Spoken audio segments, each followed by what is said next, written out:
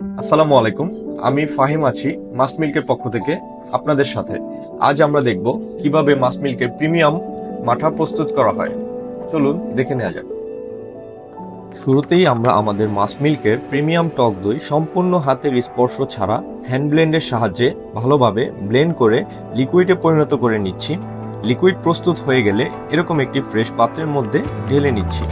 এরপর পরিমাণ মতো চিনি ও লবণ দিয়ে ভালোভাবে মিশিয়ে নিচ্ছি। ভালোভাবে মেশানো হয়ে গেলে ব্যাস প্রস্তুত হয়ে গেল আমাদের মাস মিল্কের প্রিমিয়াম মাঠা। এতক্ষণ আমরা দেখলাম আমাদের মাস মিল্কের প্রিমিয়াম মাঠা তৈরির প্রস্তুত প্রণালী।